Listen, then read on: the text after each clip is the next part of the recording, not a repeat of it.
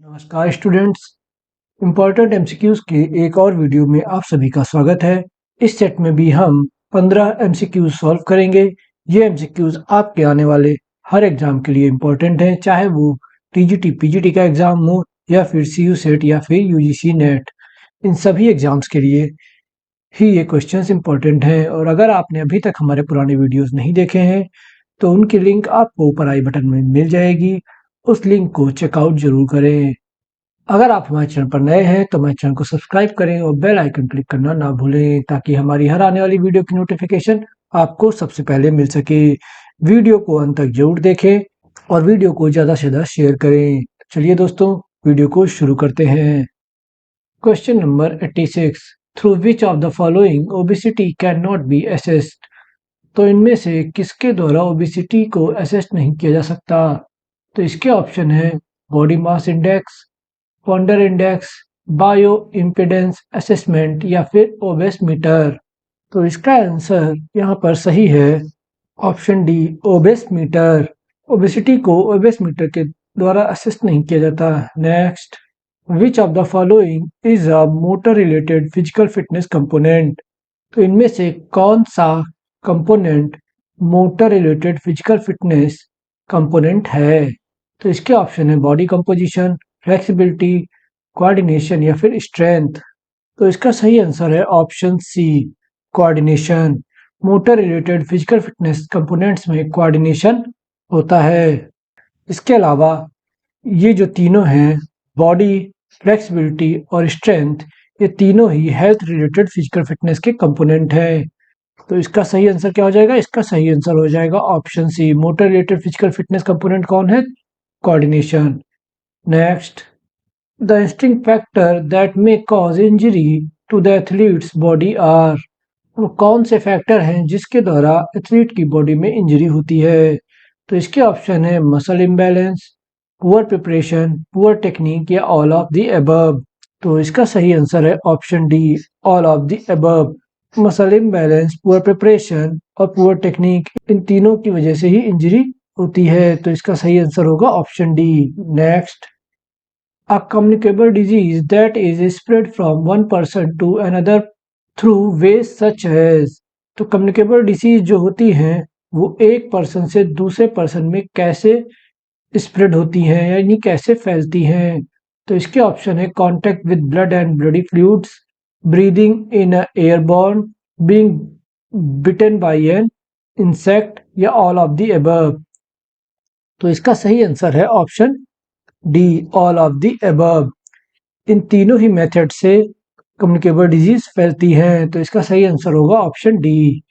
Next, which of the following is not a communicable disease. इनमें से कौन सी communicable disease नहीं है? तो इसके ऑप्शन है मलेरिया, वेरिकोसा वेनस, कॉलरा या फिर HIV और एड्स। तो इसका सही आंसर है ऑप्शन डी, HIV और एड्स। HIV और एड्स ये कम्युनिकेबल डिजीज नहीं होती। Next, the full form of HIV is. तो HIV का फुल फॉर्म क्या है? ये क्वेश्चन CUT के बच्चों के लिए बहुत इंपॉर्टेंट है। इस टाइप के क्वेश्चन CUT में जरूर पूछे जाते हैं। तो HIV का फुल फॉर्म क्या है? तो इसके ऑप्शन है human independent virus, human immuno deficiency virus, human infection virus या फिर ह्यूमन इम्यूनिटी वायरस। तो इसका सही आंसर है option B, human immuno deficiency virus. HIV का फुल फॉर्म होता है ह्यूमन इम्यूनो डिफिशियंसी वायरस।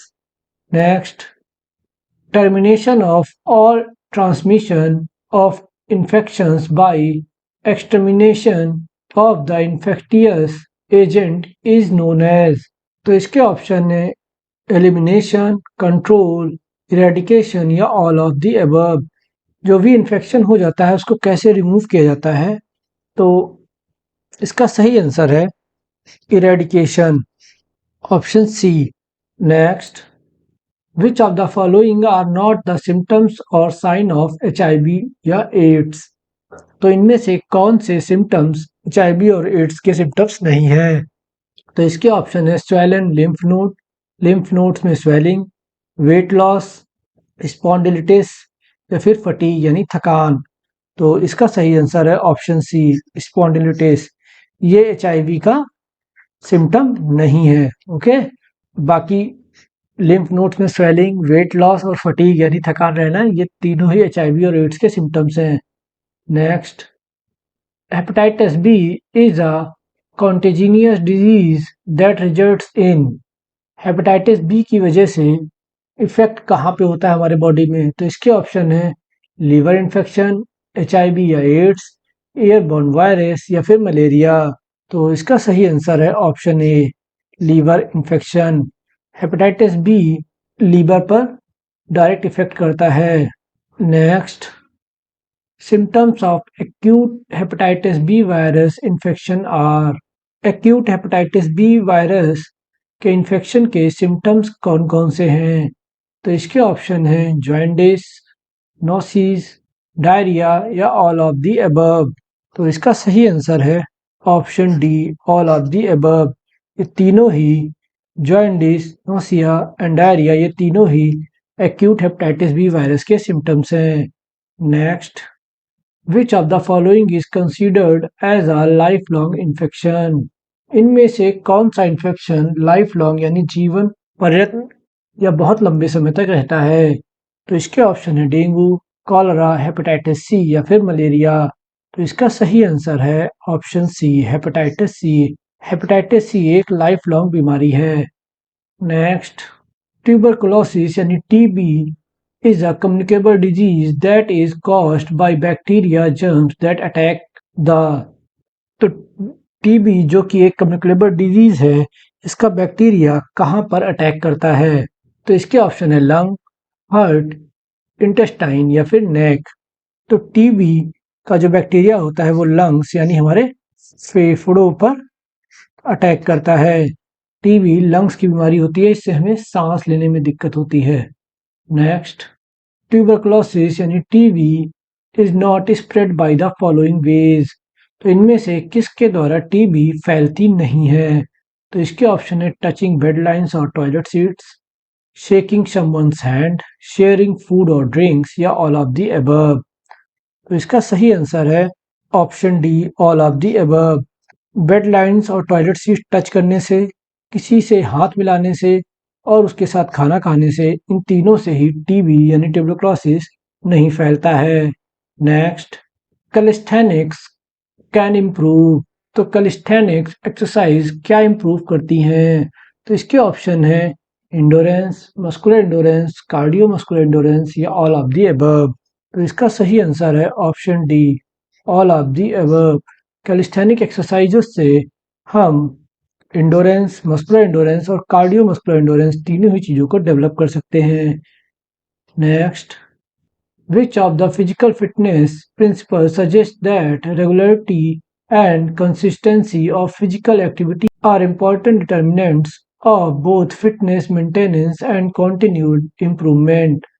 इनमें से फिजिकल फिटनेस का वो कौन सा प्रिंसिपल है जो रेगुलरिटी और कंसिस्टेंसी से फिजिकल एक्टिविटी के द्वारा ही फिजिकल फिटनेस मेंटेन और कंटिन्यू इम्प्रूव करने की ओर सलाह देता है या करने की ओर इशारा करता है? तो उस प्रिंसिपल को हमें यहाँ पे बताना है जिसकी वजह से हमारी फिटनेस मेंटेन और कंटिन्यू इम्प्रूव होती है। तो इसके ऑप्शन है the principle of reversibility, principle of specificity, principle of diminishing return, principle of individuality. तो इसका सही आंसर है option A, principle of reversibility. Principle of reversibility ही हमारी फिटनेस को मेंटेन और कंटिन्यू इम्प्रूवमेंट की ओर इशारा करता है। आज की वीडियो में इतना ही। अगर आपको हमारा वीडियो पसंद आया तो हमें कमेंट कर हमें ज़रूर बताएं और वीडियो को लाइक ज़रूर करें। वीडियो को ज़्यादा से ज़्यादा शेयर करें ताकि यह हर ज़रूरतमंद तक पहुंच सके। चैनल को सब्सक्राइब करना ना भूलें और साथ ही साथ आप हमें हमारे सोशल मीडिया लिंक्स पर भी फॉलो कर सकते हैं। धन्यवाद दोस्तों, अगले वीडियो के साथ फिर मुलाकात होगी, तब तक के लिए जय हिंद।